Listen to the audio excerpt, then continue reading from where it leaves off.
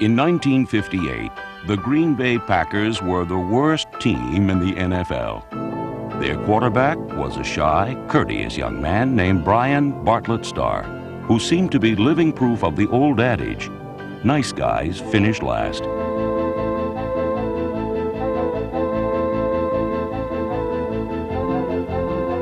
We beat Green Bay 40-0. And then Bart just had a miserable game, and the fans were booing him in Green Bay, if you can imagine that. And after losing 40-0, instead of ducking his head and running for the tunnel, Bart came over and congratulated us. Great guy.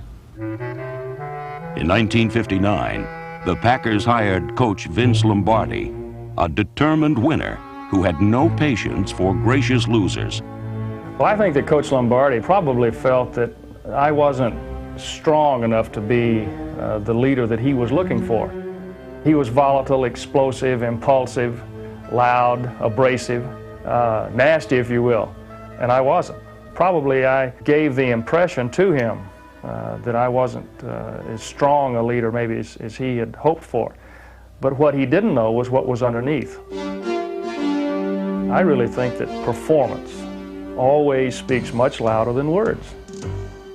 In 1960, Starr's steady performance earned him the starting role, and the underdog Packers fought their way to the top of the Western Conference.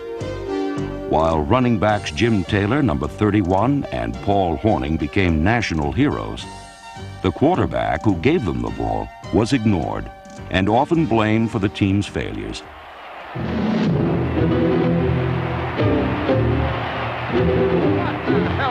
Football is that we're playing out here today. Oh, God. Oh, get him out of there, will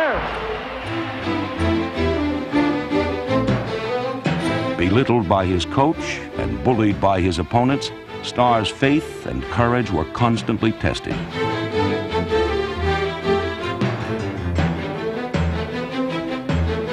He stood up to the punishment and abuse with a quiet defiance, and even Lombardi soon learned that Starr's gentle nature gave no hint of the fire that glowed within. A lot of people mistake kindness for weakness, and Bart Starr stood up to Lombardi every time he should have.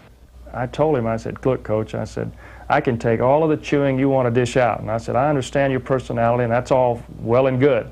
And I said, that doesn't bother me. I said, but what does bother me is the fact that you're telling the team one thing, that you're expecting certain things of your leaders, of your quarterbacks, and you expect me to go out there and lead them.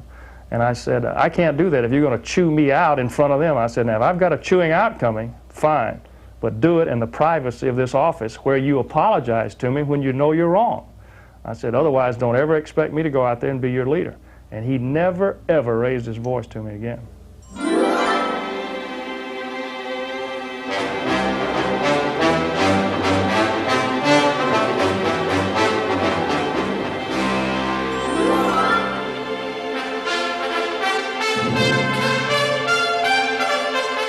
The competitive fires in Bart Starr were well banked and deeply hidden, but Lombardi fanned them to a blaze, and Starr changed from a man who used to lean on his team to one who could lead it. Starr was a player that Lombardi never thought would make it, but few coaches ever got more out of a player than Lombardi got out of Starr. Starr always seemed to me to be an extension of Lombardi on the field.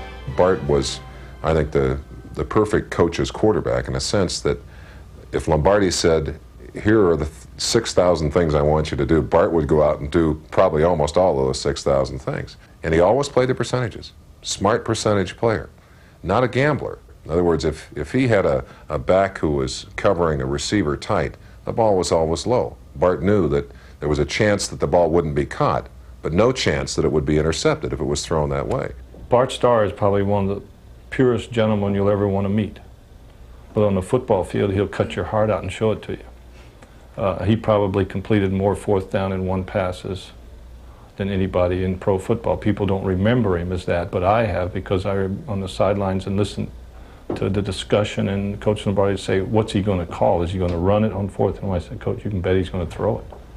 I think the quality of a great leader, of a great quarterback, is being able to deliver when you have to. Anybody can play when there's really nothing at stake. regardless of the game, regardless of the situation.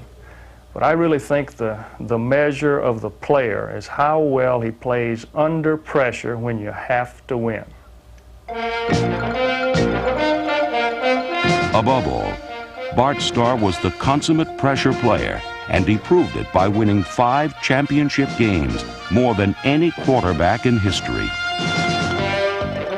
In 1966, Lombardi's Packers won their 2nd straight NFL championship game and 4th league title when Starr threw 4 touchdown passes to defeat the Dallas Cowboys.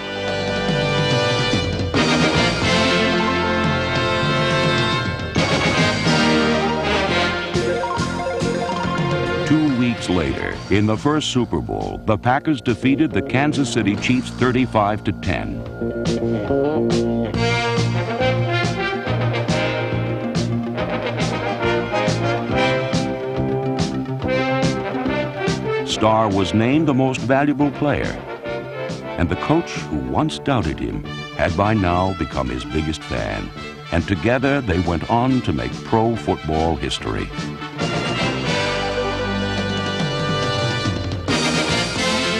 In the 1967 championship game, a small step for Bart Starr was a giant leap for the Green Bay Packers, who became the first and only team in NFL history to win 3 consecutive championship games. In the second Super Bowl, the Packers crushed the Raiders 33-14, and Starr was again named the game's most valuable player.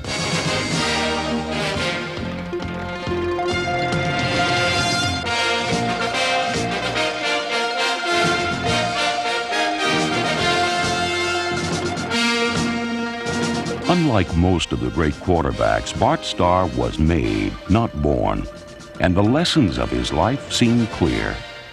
One of my favorite quotes is from William Jennings Bryan, and I think it sums up how I feel about my career and what I was able to accomplish when he said that destiny is not a matter of chance, it's a matter of choice. It is not something to be wished for, it is something to be attained.